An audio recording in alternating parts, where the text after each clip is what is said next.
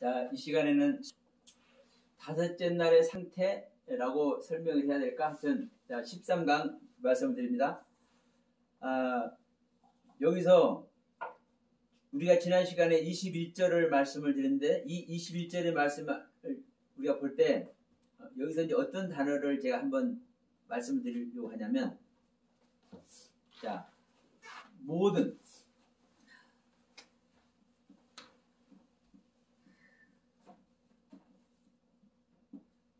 생물, 그러니까 모든 생물을 그 종류대로, 또 모든 새를, 모든 생물,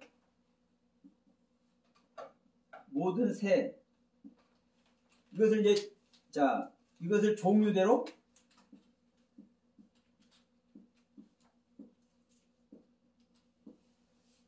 하나님께서 창조하십니다. 모든 생물을, 모든 새를 종류대로 창조를 하셔. 그리고 하나님 보시기에 아우 이게 선이다. 그러면서 이제 22절에서 그것에게 복을 주셔. 복을 주시면서 이제 생육하고 번성을 하고 이제 말씀을 하십니다. 그러면 자, 우리는 이제 일반적으로 또 이렇게 생각을 해요. 이제 고정관념을 우리는 계속 버려야 됩니다. 자, 하나님께서 물에 있는 모든 생물을 만드셨어요. 그러니까 우리는 일반적으로 할 때 물에 있는 그 수초도 모든 종류대로, 물고기도 뭐 열대야, 뭐 한대요, 열대요, 모든 종류대로 다 만들었다. 이제 이렇게 생각을 해. 그렇잖아요. 새들도 시베리아에 있는 새들, 그 열대지방에 있는 새들, 온대지방에 있는 새들, 모든 종류대로, 하여튼 수십만 가지, 수백만 가지 될지 어떨지 모르지만 하여튼 모든 새를 종류대로 다 만들었다고 생각을 해. 근데 여러분, 이 모든이라는 단어를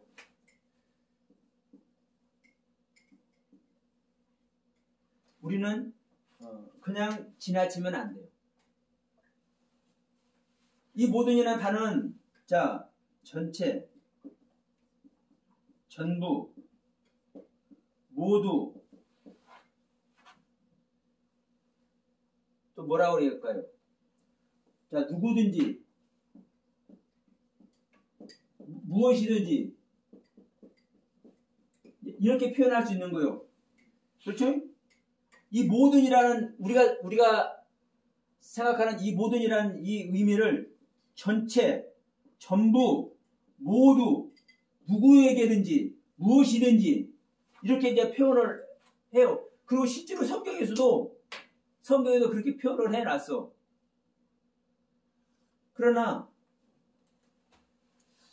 우리가 이렇게 생각하는 것은, 이제 무슨, 논리에 빠지기 쉽냐면, 우리 인간의 삶 속에서, 우리도 인간의 그 삶 속에서 이것을 적용을 하는 거예요. 모두라는 것, 전체라는 것, 모든 것이라는 것, 이것을 우리 인간의 삶의 그 기준으로 자연스럽게 이것을 생각을 해버려요. 근데 여러분, 성경은 이렇게 말씀을 하고 있음에도 불구하고 또 성경은 명백하게 이 모든이라는 단어를, 이 콜이라는 단어, 자, 우리가 콜이라는 단어 잘 쓰죠? 콜. 콜. 자, 이게 부르는 소리예요. 근데 이 콜이라는 단어는 전체, 전부, 모두, 누구든지, 무엇이든지 이 뜻을 가지고 있음에도 불구하고 이 콜이라는 단어는 어떤 의미에서, 어떤 뜻에서 이 콜이라는 단어를 하나님께서는 사용하고 계시느냐, 이게 중요하잖아요. 이것이 여러분 완성되다, 성취되다. 자, 온전한 거. 이런 의미의 칼날이라는 단어예요. 칼날. 칼날이라는 단어에서 이 콜이라는 단어를, 그러니까 여기가 이거 하나 더 붙어 있는 거예요. 이 지팡이가 이건 적용하는 거예요. 적용. 카프라는 단어는 적용. 그리고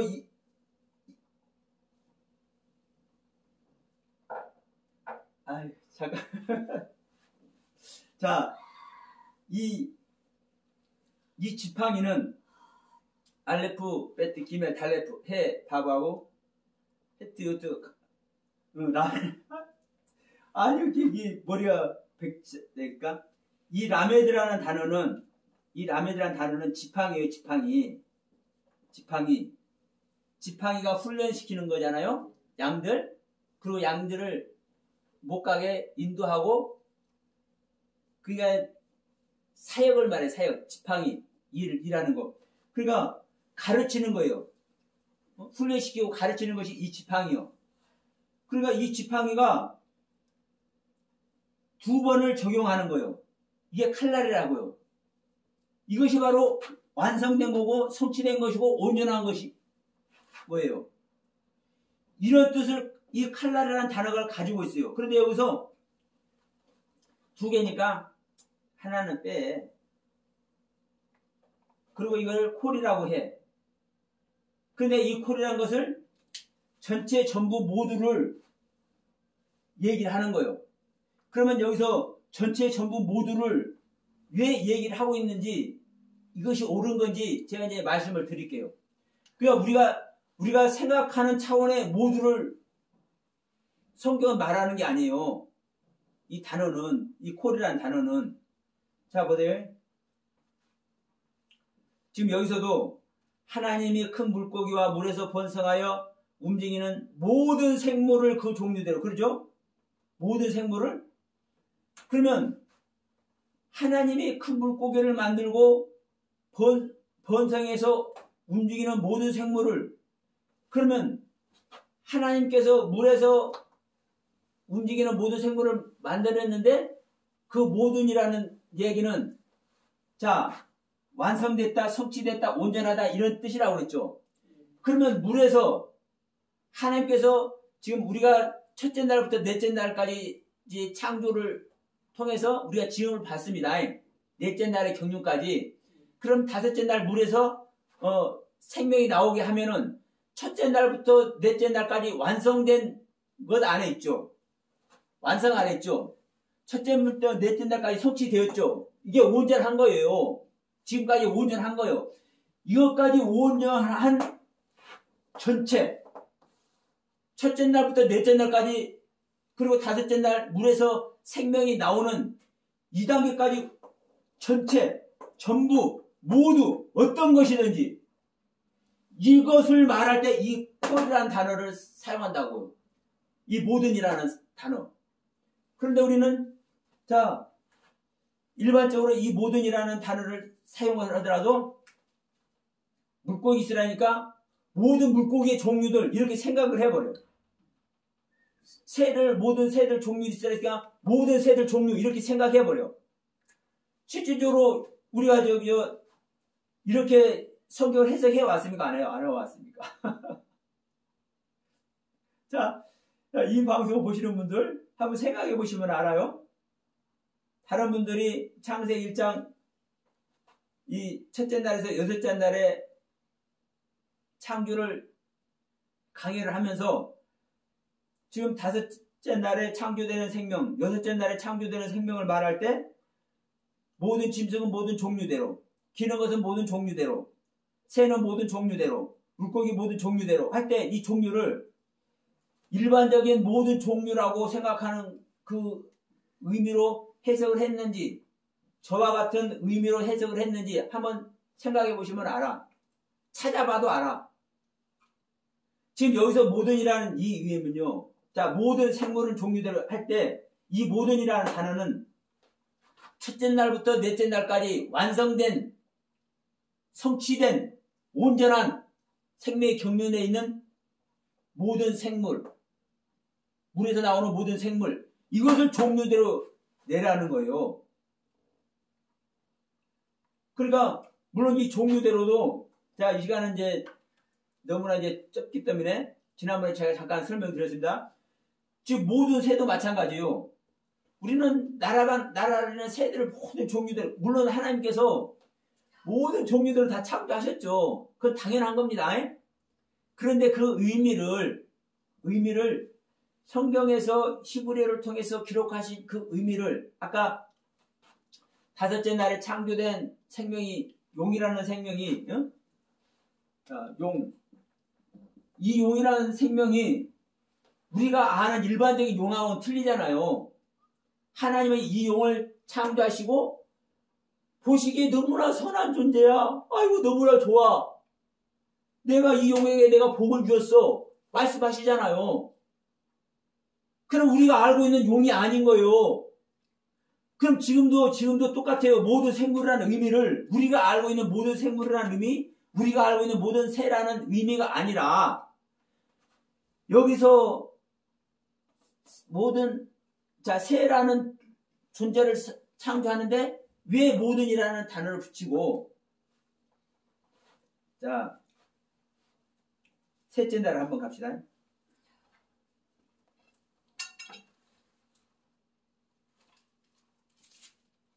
진짜 없네. 자, 셋째 날 보면 하나님이 묻힐 땅이라 칭하시고 모인물을 바다라 칭하시니라. 하나님이 보시기 좋았더라. 하나님이 가라사대 땅은 풀과 씨 맺는 채소와 각기 종류대로 씨 가진 열매 맺는 과목을 내라 하시며 그대로 되니라. 땅의 풀과 각기 종류대로 씨 맺는 채소와 각기 종류대로 씨 가진 열매 맺는 나무를 내니 하나님이 보시기 좋았더라. 저녁에 이미 아침에 되니 셋째 날. 셋째 날은요. 자, 채소와 풀과 채소와 과목은 여기도 종류대로 사실 안 만들겠습니까? 모든 종류대로 안 만들겠어요? 근데 요런 종류, 모든이라는 단어가 없어요. 콜이라는 단어가. 셋째 날은. 근데 다섯째 날 생명의 활동을 하는 생명의 사역이 실제적으로 행하는 이 다섯째 날에 와서 이 콜이라는 단어를 사용한다니까요. 이 칼날이라는 단어의 의미인 완성되다, 성취되다, 온전하다 이러한 뜻의 단어를 지금 다섯째 날에서 와서 지금 처음으로 사용하는 거예요. 이 여섯째 날에도 이 모든이라는 단어를 사용해. 한번 볼까요? 예, 28절에 하나님이 그들에게 복을 주시며 그들에게 이르시되 생육하고 번성하여 땅에 충만하라. 땅을 정복하라. 바다의 고기와 공중의 새와 땅에 움직이는 모든 생물을 다스리라. 그것은 여섯째 날에 하나님의 형상과 모양대로 사람을 지으시고 모든 생물을 다스리라. 완성된 세계를 다스리라는 거예요. 그래서 지금 다섯째 날, 여섯째 날에 와서 이 모든 콜이라는 단어를 사용하고 있다는 거예요. 그러니까 이게 우리가 일반적으로 생각하면은 이 모든이라는 단어는 적어도 셋째 날에는 사용이 되잖아요. 아니, 모든 채소들, 모든 풀들, 모든 과실 나물들 다 만들어야 되잖아요. 모든 나무들 종류대로. 그러니까 셋째 날에도 모든이라는 단어를 사용해야 되지만 셋째 날은 사용을 안 해. 이 콜이라는 단어를. 실질적으로 생명의 활동을 하는 다섯째 날과 여섯째 날에 와서 이 콜이라는 단어, 칼날이라는 단어, 완성하다, 성취하다, 온전하다라는 이 칼날이라는 단어가 전제되는 이 콜이라는 단어를, 모든이라는 단어를 사용한다는 말씀을 드리는 겁니다. 그러니까 다시 한번 여기서 말씀드리지만 우리가 일반적인 의미로 일반적인 지금까지 고정관념의 그 지식으로 우리는 성경을 봐왔지만 이런 부분이 사실은 정말 하나님의 말씀을 적용하고 이 말씀의 세계에 우리가 가는 길에 있어서 참 실제로 옳지 않다. 한마디로 이 말씀을 지금 제가 이제 드리려고 다시 한번 이 말씀을 드렸습니다. 이 모든이라는 단어, 칼날이라는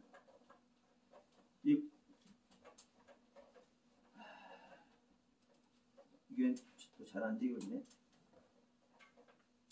자, 그러면 이제 여기서 이제 어떤 부분을 한번 이제 살펴보려고 원하냐면,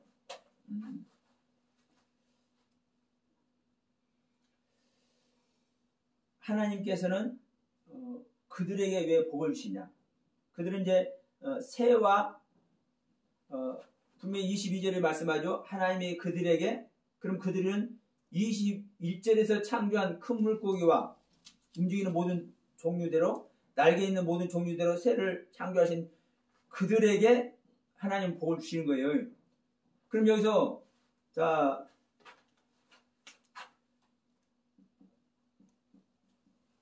복을 주시는 존재, 하나님은 어떤 자에게 복을 주시느냐죠. 어떤 존재에게 복을 주시냐. 지금 저 여섯째 날에도 땅에 있는 자들에게는 복 준다는 소리 안 해. 사람에게만 복 준다는 소리 하지.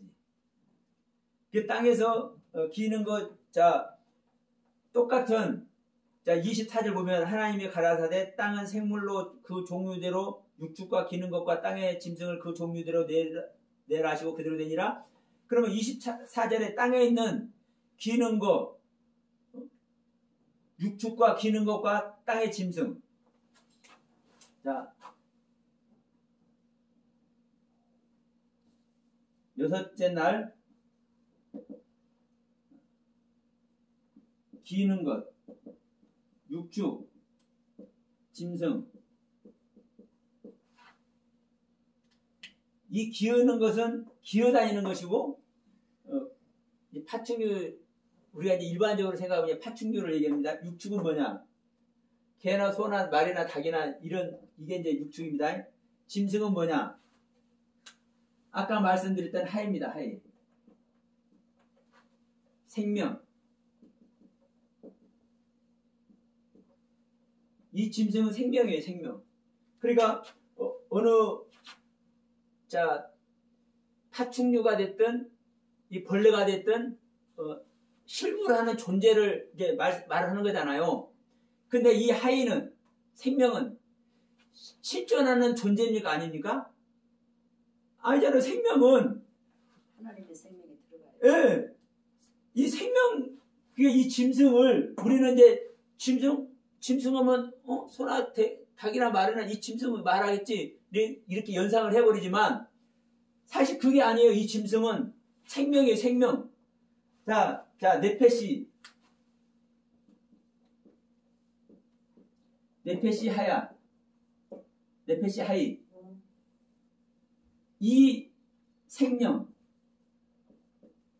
자, 하나님께서 생기를 코에다 불어넣으니까 생명이 돼요.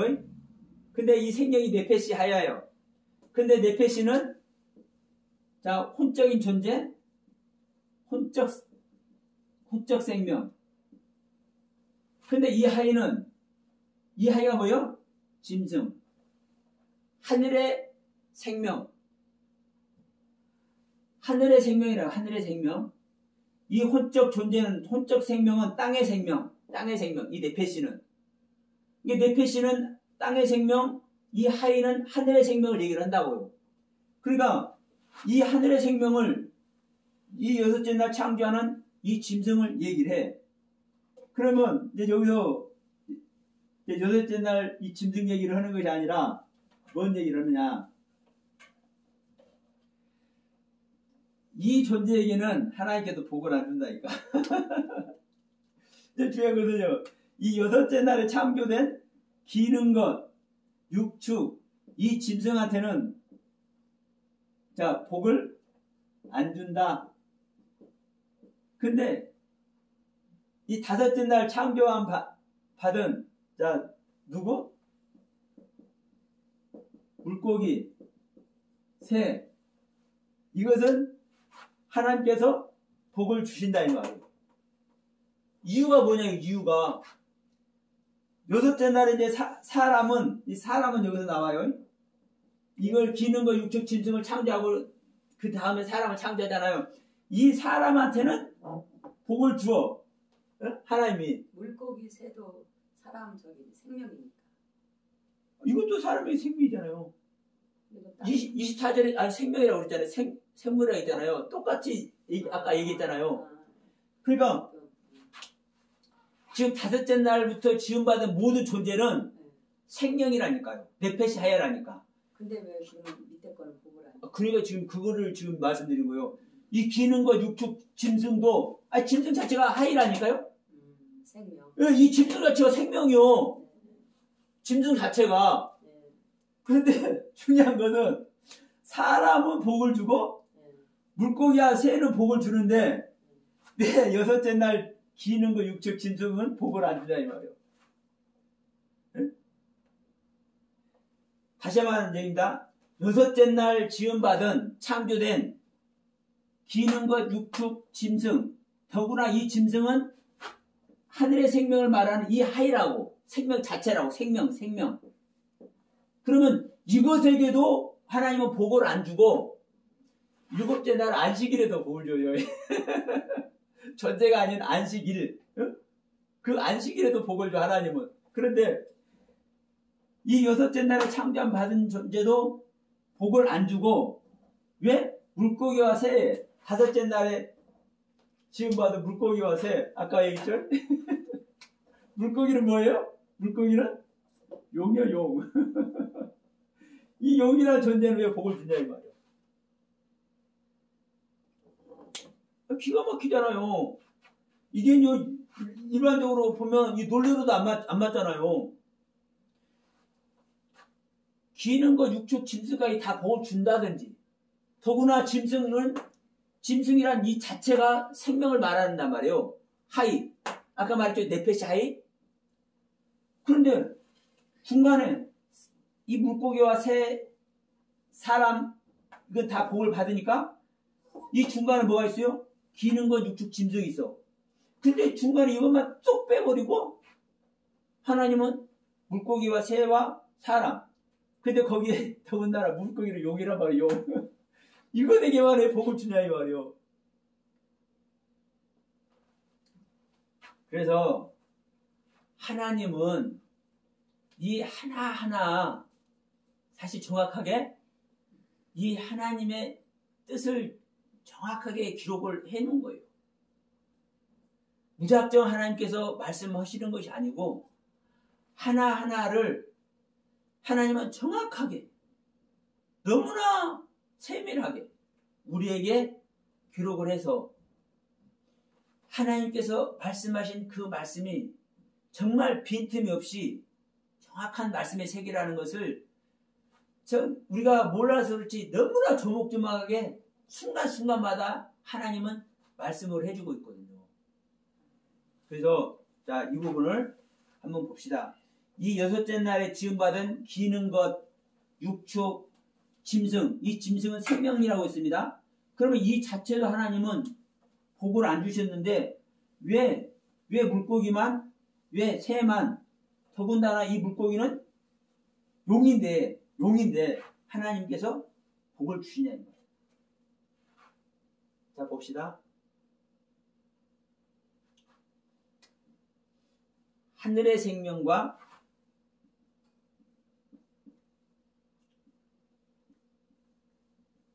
땅의 생명,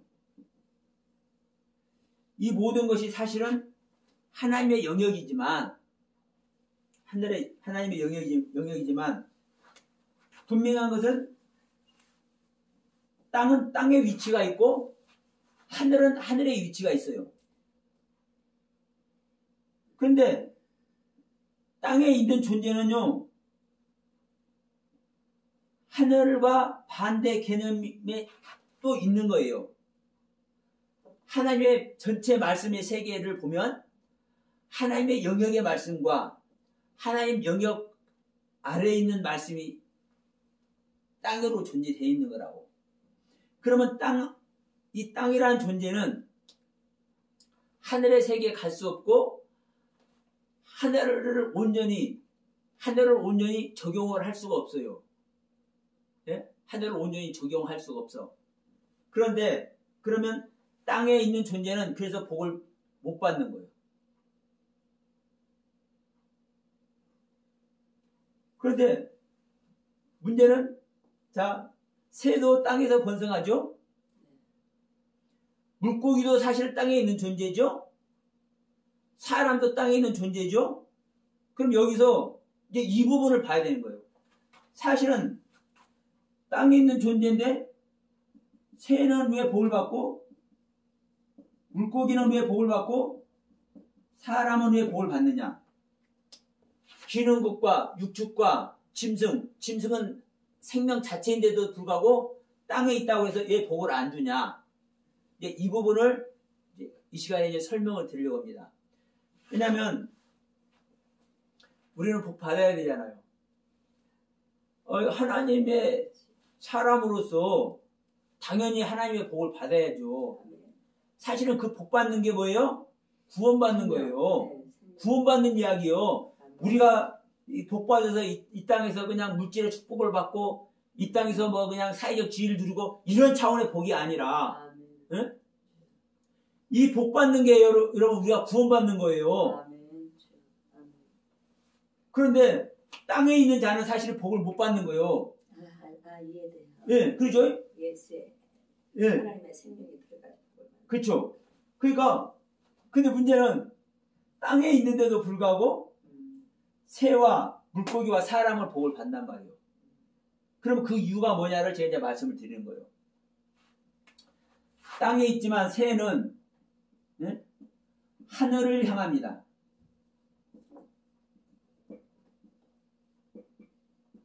하늘을 향하는 존재.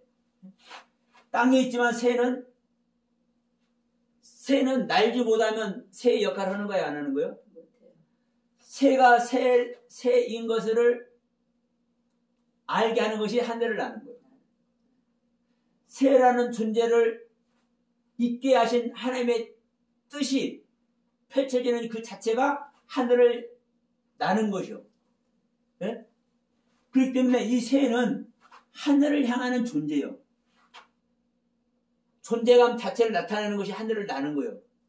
그렇기 때문에 이 새는 하늘을 나는 겁니다. 아니죠. 복을 받는 겁니다. 그러면 이 물고기는 왜 복을 받느냐? 이 물고기는. 여러분, 이 물고기가 복을 받는 이유는 뭐냐? 땅에 있음에서도 불구하고 온전히 물에만 의존하는 것이 물고기예요. 온전한 물. 자, 이렇게 말씀하세요.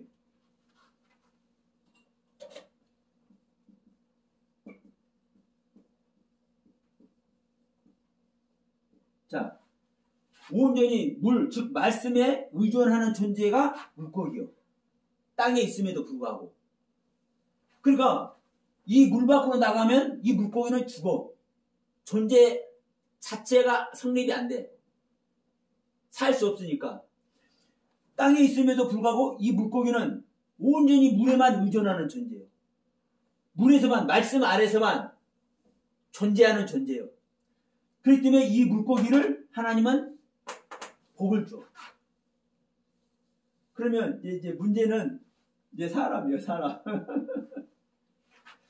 사람은 왜 복을 주냐? 아니, 이 사람이 근데 하나님 제대로 믿어야 믿어요. 이 사람이 하나님 제대로 믿어야 믿어. 제대로 안 믿지. 안 믿는 것이 아니라 하나님을 깔아뭉개버린다니까요. 응? 다른 신을 섬겨버린다니까. 다른 신을 섬기는 게 아니라 하나님이 아니고 다른 하나님을 만들어버린다니까요. 이 사람이. 근데 또 중요한 것은 뭐냐면 이 사람을 하나님은 자, 이건 특별히 이제 검은 글씨로 쓸게요.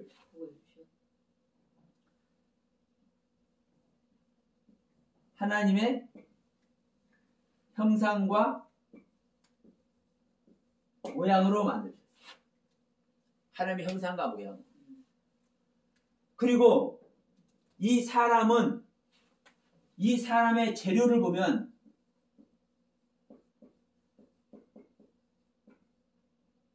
아담이라는 재료와 아파라는 재료로 만들고 있어요. 다시 쓸게요.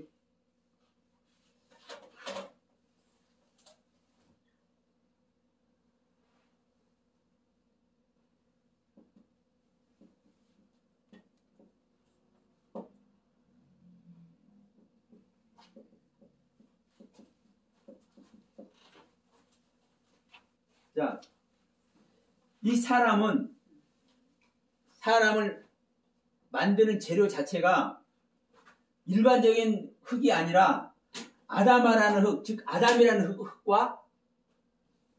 흙과 아파르, 자기 자신을 부인하는 그 경륜의 아파르, 이 흙으로 하나님은 창조를 하셔요. 그래서 이렇게 행하는 자에게 하나님은 복을 주시는 것이지, 사람도 우상을 섬기고 하나님이 아닌 다른 신을 만들어버리고 이런 존재에 하나님은 복 주는 게 아니에요. 자, 하나님께서 하나님의 형상과 모양대로 지으셨죠? 그러면 하나님께서 하나님의 형상과 모양대로 지은 그 의도대로 있는 존재, 그 하나님의 가르침 아래 있는 존재, 하나님의 형상과 모양의 의미를 아는 존재, 이 가르침을 아는 존재, 이 존재에게 하나님은 복을 주시는 거고, 이 사람을, 이제 창세기 2장의 내용입니다. 이 사람의 재료는 아담이라는 존재, 재료와 아파르라는 재료, 이 두 재료로 하나님은 이 사람을 창조해요. 그러니까 아담이라고 하는 거 보니까 예. 이 땅의 흙을 말하는 게 아니고 그렇죠. 아담이라고 예. 아담이라고 하는 게 이 아담은, 자, 이렇게 쓸게요. 그러면 이제 사람. 아담아 예. 사람의 그러니까 이 재료는 흙이 아닙니다. 예, 흙이 아닌. 자, 이 재료 자체가 흙이 아니요. 아담아라는 사람이라는 흙과 아파르, 이거는 영적으로 자기를 부인하는 그 경륜을 이 아파르라고 얘기하는 겁니다. 그러니까 자기 자신을 부인하는 경륜으로, 이 땅의 생명을 부인하는 경륜으로 하나님은 이 사람을 창조하셨기 때문에 이 사람에게 하나님은 복을 주시는 거예요. 그러니까 땅의 의도 아래 있는 짐승 자체도 이 땅에서 있는 짐승으로만 하면은, 왜 계시록에 가서 이 사단 노릇을 하는지 아시겠죠? 여기서 사실 나오는 거예요. 잡아먹기 위해서 예수 잡는 걸 아니, 하이가 짐승이라 했잖아요. 하이. 땅의 짐승, 여섯째 나라에 지음받은 짐승이 하이라고, 생명 자체라고, 생명. 그런데 이 생명이, 이 하이라는 생명이 어디에 생명이라 했습니까? 하늘의 생명이라 했잖아요. 그러면 하늘의 생명이 있으면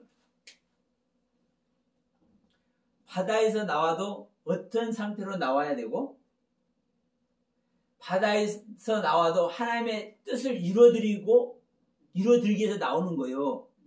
그럼 여자를 도와야지. 근데 여자를 뭐 하는 거? 핍박하잖아요. 예, 그러니까 그게 사단의 짐승이 되는 거죠. 그러니까 보면은 너무 명확한 거예요. 사실은 이것은요, 뭐 풀고 자식 올 것도 없어요. 그러죠? 그렇죠? 예, 한 걸음 한 걸음이 나가는 거예요. 그러니까 이 짐승은 하나님께서 지으신 이 하이라는 짐승, 하늘의 생명, 이거 하나님이라고 했지만 이 하늘을 얘기합니다. 하늘. 자,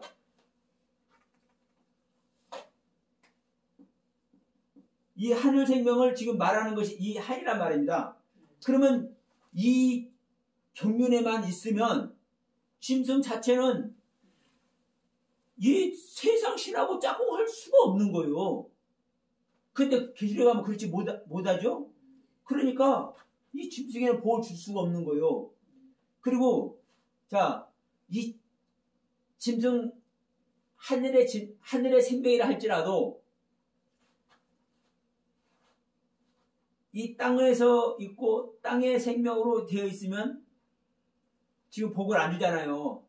하나님께서 땅에 있어도 온전히 물 말씀에만 의존하면은, 근데 땅의 경륜에서 땅에 의지해서 살아간다니까요. 이 하이라는 짐승 생명이. 그러니까 복을 안 주는 거예요. 다만 사람은 땅을 의지하고 땅의 것으로 사는데도 불구하고 이 사람의 재료 자체가 뭐라고요? 자기를 부인하는 아파라는 의도로 지었다니까요. 그러니까 이 아파의 의도를 못 가니까 창세기 2장에서도 말씀드리겠지만 자기 자신을 제대로 부인하고 있을 때는 내 강을 다스리면서 하나님께서 짐승을 이제 그 배필을 하고 갖다 줘도 이거는 내 배필이 아니라 공작이고 사자고 그 이름들을 지어줘요. 그러니까 이 아담이 자기를 하나님께서 아담을 지은 재료의 의미대로 자기를 잘 부인하고 있을 때는 하나님 앞에 절대로 범죄하지 않는다니까요. 근데 마지막에 생명나무와 선악을 알게 하는 나무 앞에서는 자기의 의지를 꺾여버리니까, 자기 부인을 못하니까 선악을 알게 하는 나무, 선악의 나무를 먹어버리는 거예요. 그러면 지금 우리가 이제 이 복받는 얘기를 잠시 했지만 그렇습니다. 우리가 어떠한 의도를 가지고 어떠한 경륜에서 하나님의 말씀을 받아야 될지. 그래서 제가 항상 말씀드립니다. 우리가 생명의 경륜을 벗어나는 순간 성경 전체는 하나님의 생명 얻는 것만 얘기를 해. 그것만 하나님은 구원이라고 얘기를 해. 그런데 우리는 보세요. 저 역시 목사니까 목회 염려를 해. 솔직히 내 가정 염려 되겠어요? 안 되겠어요? 사실 돼요. 가정 염려해. 내가 이제 나이도 이제 6학년이 이제 넘어가 있으니까 먼 훗날에 어떻게 살아야 되나 생각도 해야 하네요. 해. 제가 거기에 있는 사람은 아닙니다. 어쨌든 이 동영상 보시는 분이 우리의 모습을 제가 말씀을 드리는 거예요. 우리가 이 안에 있는 거예요. 이게 잘잘못을 떠나서 우리 육신을 가진 사람은 이런 의식에서 살 수밖에 없는 거예요. 이런 의식으로. 그러니까 우리가 오로지 물고기와 같이 이 땅에 있음에도 불구하고 온전히 말씀에만 의존하는 존재가 되면 복을 받는데, 자, 여섯째 날 한 단계 더 높은 차원의 지음을 받았지만 기는 것과 육축과 짐승은 복을 받지 못한다고. 우리가 여섯째 날 지음받은 육축과 기는 것과 짐승의 단계를 우리는 쉽게 생각하는데, 왜? 우리는 사람이니까. 아니요. 우리는 대부분 정말 죄송하지만 첫째 날의 빛도 안 갖고 있는 존재가 거의 다야. 내가 볼 때. 첫째 날의 빛도 안 가지고 있는 거예요. 지금 다섯째 날, 여섯째 날 지음 받으면요, 여섯째 날 이게 완성의 상태라니까. 사실은요.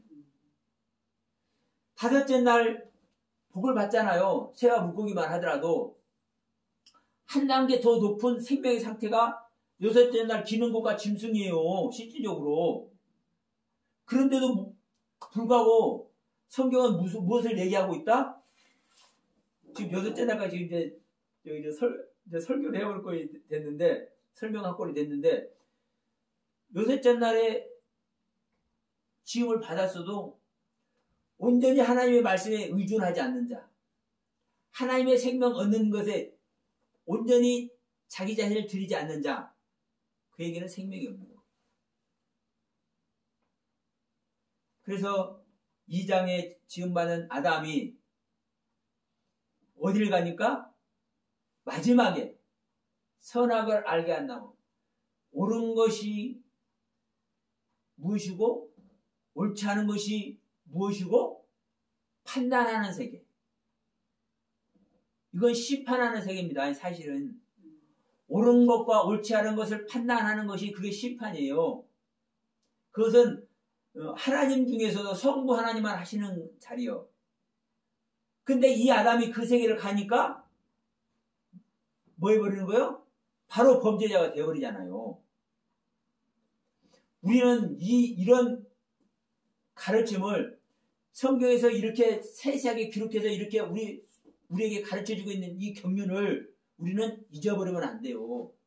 이 의도를, 이런 하나님의 가르침의 의도를 우리는 명확하게 우리는 알 필요가 있습니다.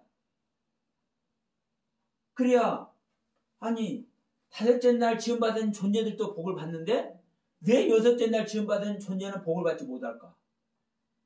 명백하잖아요. 새나 물고기나 다 땅에 있는 존재예요. 그렇잖아요.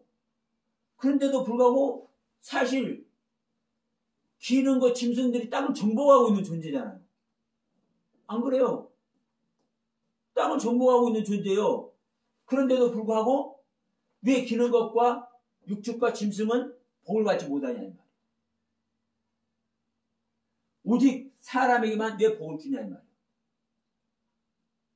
그래서 자, 하나님은 하나님을 믿는 자라고 무조건 다 복을 주는 것이 아니다. 하나님을 믿는 자 중에서도 어떤 생각과 사고 아래 있는지 하나님은 구별하고 분별해서 복줄 자와 복주지 않을 자를 하나님은 선택하신다. 우리는 명백하게 성경을 통해서 우리는 배울 수 있습니다. 그래서 이 시간에 우리가 복 받는 자와 복 받지 못한 자를 잠시 여러분 살펴봤습니다. 그러면 이 5째 날이라는 이제 의미를 한번 보도록 하겠습니다. 5째 날.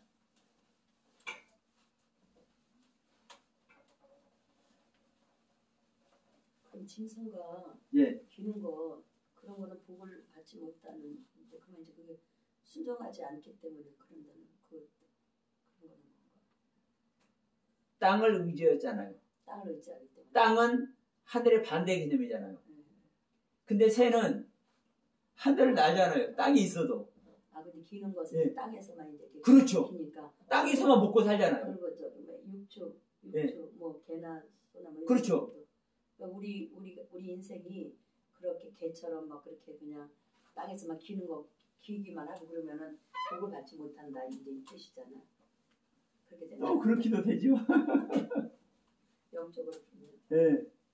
자, 그러면 이 5째 날에 하나님은 함께 하시는데 이 5째라는 의미를 한번 이제 말씀을 드려볼게요. 5째.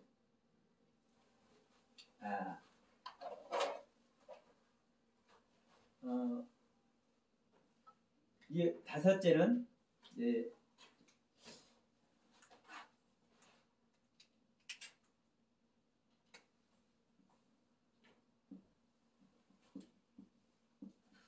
이 하미시라는 단어입니다. 하미시라는 단어. 예. 이 하미시라는 단어는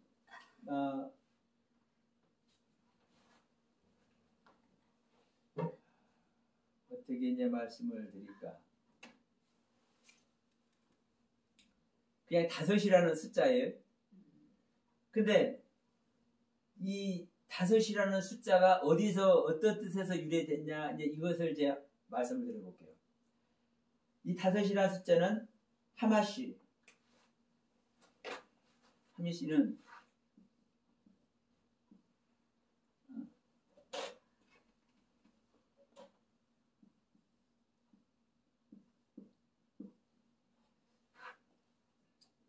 생명의 사역을 올바로 하는 겁니다.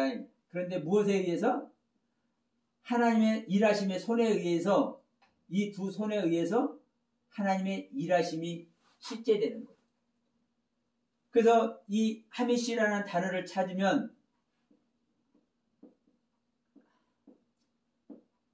이 단어를 보세요라고 나와. 그러면 이제 자 분해사전에서 자 이 5글씨에서 하나, 둘, 셋, 넷, 5글씨로 이 하밋이라는 이 단어는 구성이 되어 있습니다. 근데 이 단어를 찾으면 이거는 이제 5이에요. 5. 5라는 숫자의 개념.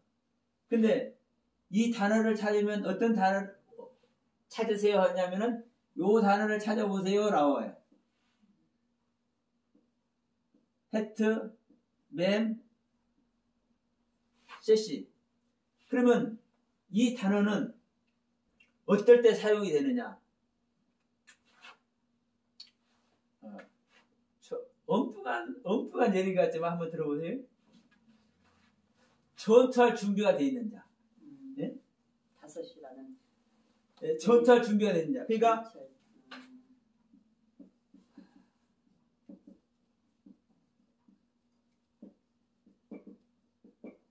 전투 태세를 갖춘 자. 예? 이 하맛이라는 이 단어가 이 전투 태세를 갖춘 자. 다시 말하면 자 움직이는 존재. 제가 사전 보고 제가 그대로 말씀을 드리는 거예요. 내 생각대로 말씀하는 거 아닙니다. 그러니까 이 전투 스탯을 갖추고 움직이는 존재열 이게 뭐냐? 강하다. 용기 있다. 이런 뜻이에요. 강하다. 용기 있다. 뭐다? 아주 그냥 건장하다. 건장하다.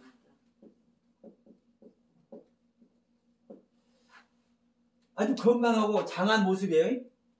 그러면 자 전투 태세를 갖춘 자, 움직이는 존재, 강하다, 용기 있다, 건장하다.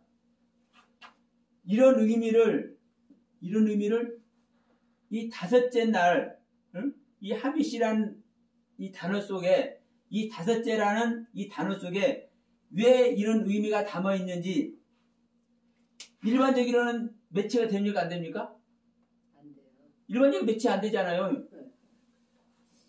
그런데 성경은 전부 다 자, 예수 이야기를 하는 겁니다. 네. 그리고 이 성경을 기록한 그 의도를 딱 보면 또 나와. 자, 이 전투 태세를 갖춘 자라는 의도를 보면 어디서 나옵니까? 인구 계수를 할 때. 네? 이 전투 태세를 갖춘 자는 자, 인구 계수를 해. 이게 인구 계수는 누구부터 누구까지 말해요? 자, 20세 이상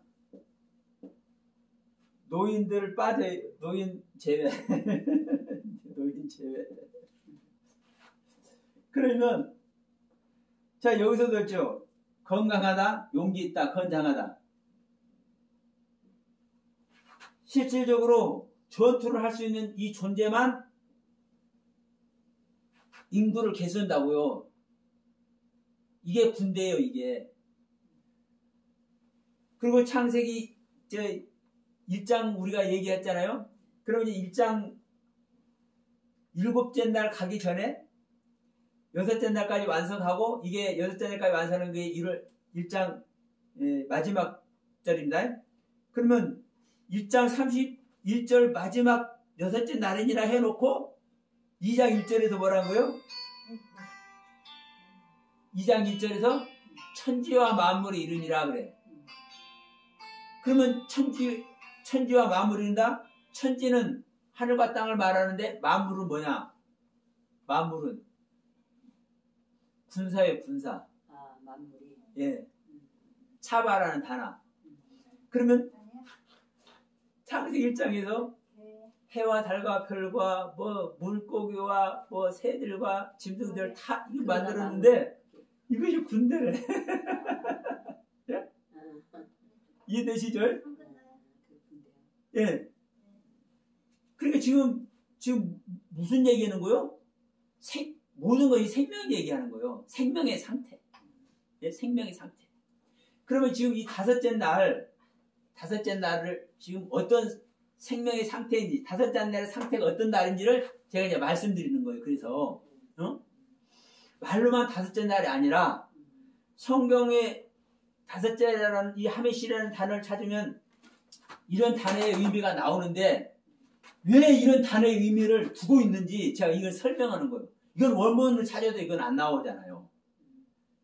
아니 다섯째 날을 얘기하고 저 주체들 갖춘 자, 움직이는 존재, 강하다, 용기 있다, 생뚱맞잖아 일반적으로는. 그런데 이게 어떤 상태인지를 지금 얘기하는 거예요, 제가. 그러면 지금 저 주체를 갖춘 자를 자 이스라엘 백성들 출애굽을 할 때 지금 개수를 하잖아요.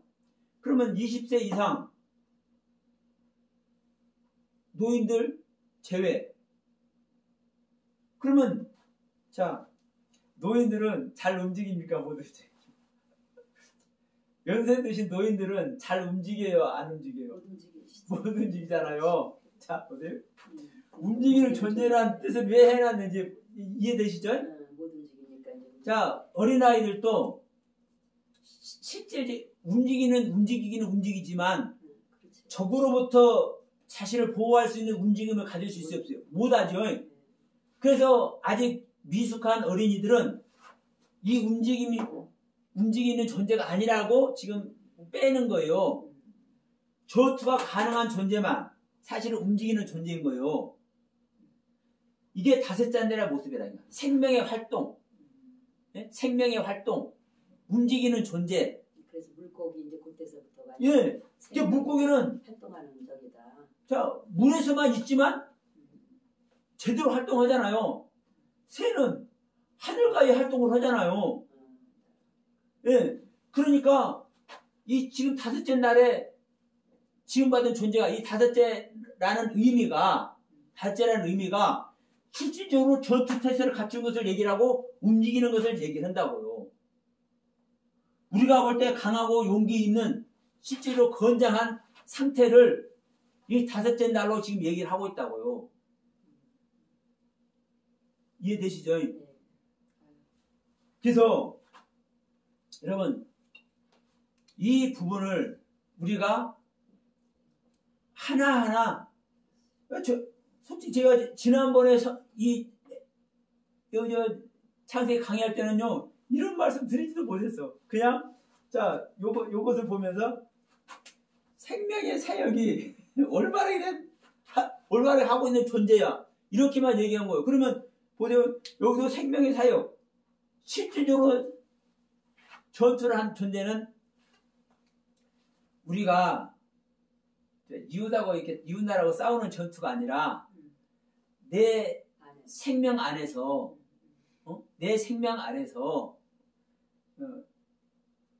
거짓의 아비가 있잖아요.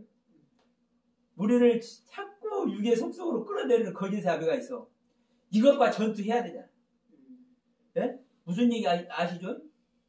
이것과 전투를 해야 된다니까요. 이 세상 전투를 이야기하는 것이 아니라 우리 믿는 자 안에서 생명의 전투를 해야 된다니까요.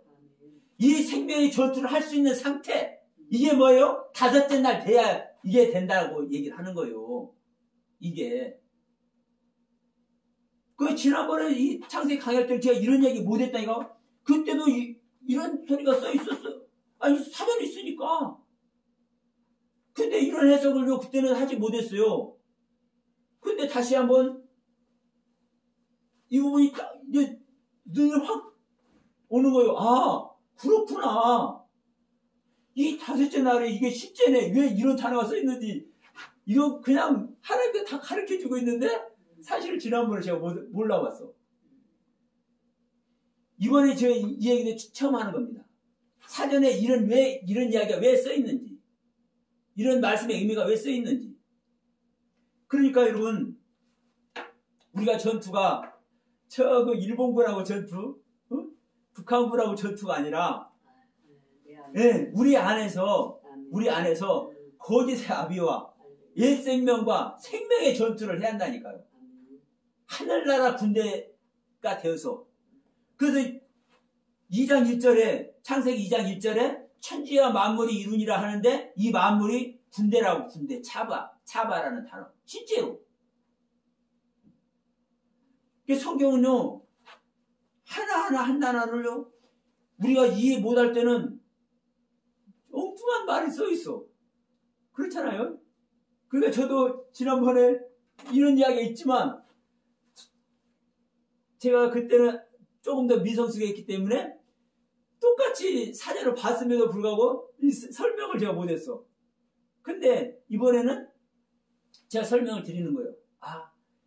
이러한 얘기가 왜 있는지. 우리 안에 생명을 전투를 해야 되고, 자, 우리가 신앙이 어린 상태에서는 전투를 할 수 있는 존재가 아니에요. 그러니까 이스라엘 백성들 그 인구를 계수할 때도 왜 20살부터 계수를 하는지 그 이유가 명확하잖아요. 그래서 자, 이 다섯째 날이 생명의 활동이 이 다섯째 날이 되는 이 생명의 상태가 정말 중요합니다. 이게 생명이 시작되는 실제적인 날이기 때문에. 첫째 날도, 셋째 날도, 넷째 날도 생명의 날이긴 날이지만 실질적으로 통치하고 다스려진 상태에서 활동할 수 있는 것은 아니었거든요.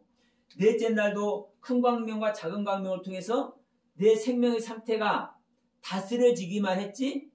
자, 그 다스림도 내 스스로 다스립니다. 내 마음을. 그런데 나와의 전투는 될 수 있는 거야, 아니에요? 아닌 거요. 또 보시면 자, 내 마음속은 다스릴 수 있지만 상대편이 존재하면 그 세계는 다스려지지 안 다스려져요? 나의 땅만 다스려지니까. 그런데 다섯째 날은 생명의 활동이잖아요.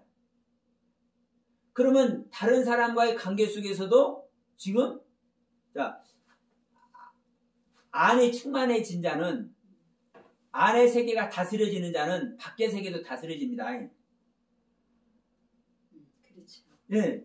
그러니까 이제 물론 그러면 이런 말을 하면 야, 넷째 날도 안의 세계 다스려져 밖의 세계 다스려지는 거 아니야 이렇게 하겠지만 그래서 제가 계속 말씀드리는 건 넷째 날은 그 상태로만 다스림이 움직이는 활동은 아니다. 아니잖아요.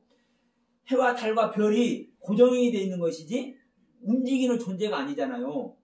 움직이는 활동을 통해서 다스리는 세계잖아요.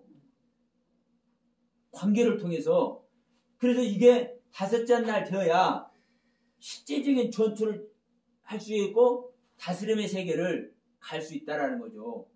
근데 이게 이제 여섯째 날에 내가 사람이 될 때, 내가 사람으로 완성이 될 때 이게 이 모든 세계를 진짜 다스리게 되는 거죠. 하나님이 어디에요?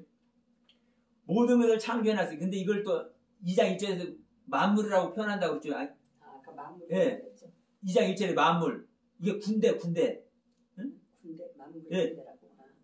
그냥 우리 한글로는 만물이라고 했는데 이 만물이 군대라니까요. 군대. 창세기 2장 1절. 예. 이게 하늘의 군대. 그냥 군대도 아니고 하늘의 군대. 만물이 하늘의 예. 군대. 예. 천사의 군대. 그런 뜻이 실제로 이 차바란 단어가 그러면 이 사람에게 이 만물을, 이 군대를 첫째 날부터서 여섯째 날까지 하나님께서 지으신 이 모든 것들을 다스리라고 한다니까요.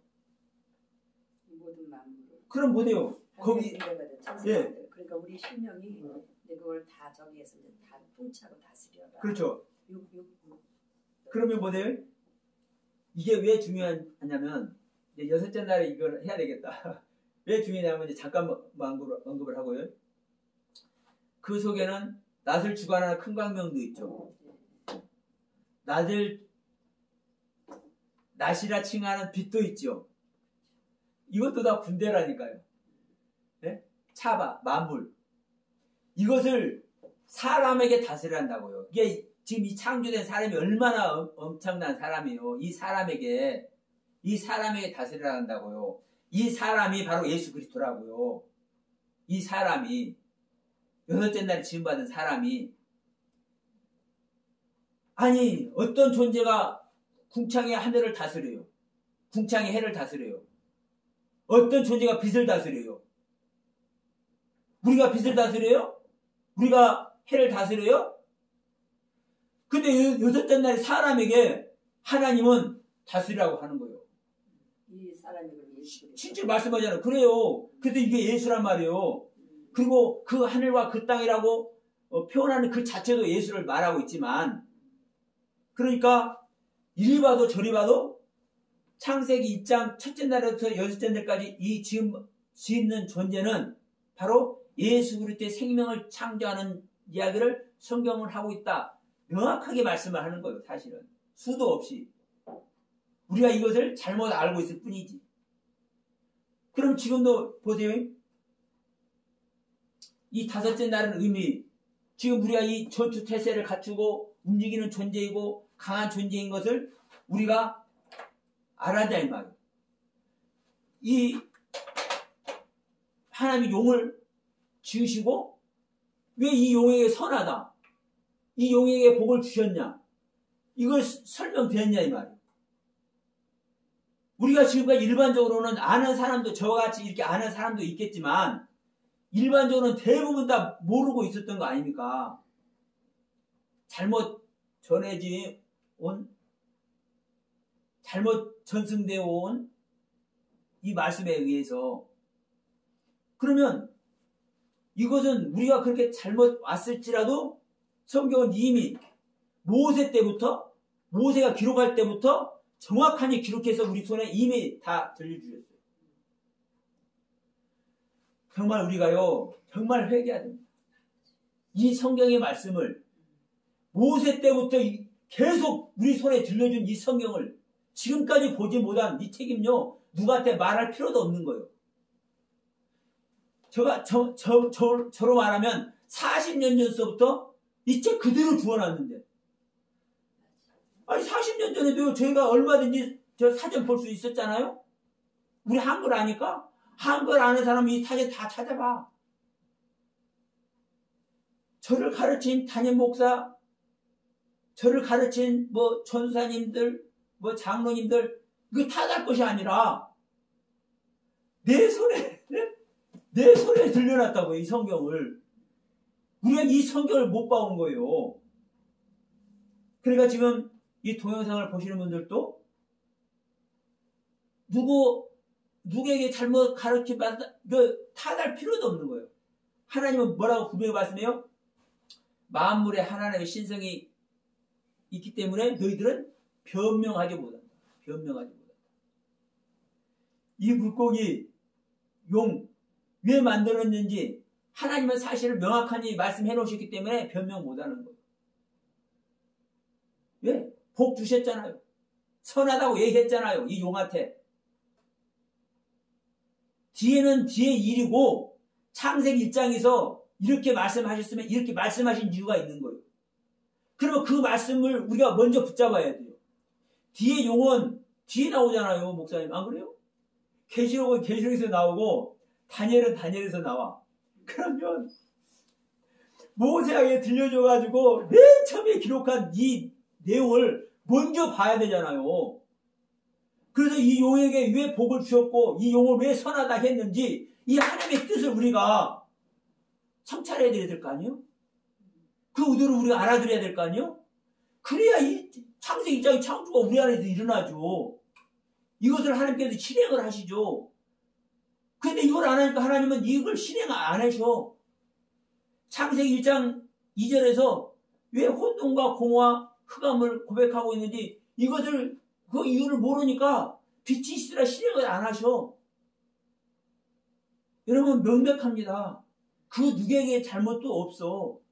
내 스스로에게, 여러분 내 스스로에게 우리는 속아온, 우리 안에 있는 거짓의 아비에게, 나면서부터, 태중에서부터, 잉태될 때부터 거짓의 아비로 있는 나의 옛 생명에게. 다행히 여러분, 다행히 우리는 그 옛 생명 아래서 우리는 사망의 길을 갈 수밖에 없음에도 불구하고 우리는 현재 예수님의 이름을 붙들고 있잖아요. 아멘. 근데 이 예수님의 이름을 붙들고 있으면서 이 예수님의 생명 얻는 것이 무엇인지를 말하는데도 안 나온다니까. 기가 막히게. 이게 미치겠는 거예요. 여러분 생각해보면. 이 예수님의 이름을 붙들고 있으면서도 이 예수님의 생명을 어떻게 했는지, 이 예수님을 어떻게 만나는지, 이 예수님이 오시는 그 과정이 어떤 것인지 이걸 말하는데도 안 나와. 다시 한번 말합니다. 로마서 1장 28절 같이 하나님 누구를 싫어한다니까. 우리 마음에. 여러분, 이 동영상 보시는 여러분 명심하십시오. 우리가 이 부분 누구한테 하소연 못하는 겁니다. 우리 각자에게 여러분이 신앙생활한 지 1, 2, 3년 이 3년 미만했다면 그분들의 제가 죄송하게 용서를 구할게요. 그러나 3년 이상 신앙생활 했다면 여러분 손에 이미 모세 때부터 들려준 성경 그대로 가지고 있는 거예요. 뭐 한글 성경이 뭐 오류가 있다, 번역상 오류가 있다 말할 필요도 없어. 저는요, 하나님의 우리 글로 주신 성경, 이 한글 성경 가지고 저는 하나님의 뜻 안에서 지금 좀 비침을 얻고 있는 거예요.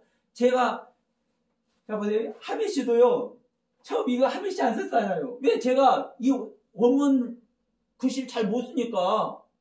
전 원문 아는 사람 아니에요. 그런데 더듬거리면서 제가 쓰긴 썼어요. 써도 제가 뭘 안 썼어요? 모음을 안 썼어. 자음만 썼지. 그러니까 저는요, 이 원문 하는 사람도 아니에요. 오류가 많은 우리 한글 성경 안에 하나님은 예수님의 생명 얻는 방법 100만 번도 억만 번도 더 얻고 남아요. 자, 이 말씀 앞에 나오시는 저와 여러분들 다 되시기 바라면서 오늘 제 13강 말씀 이것으로 마치도록 하겠습니다.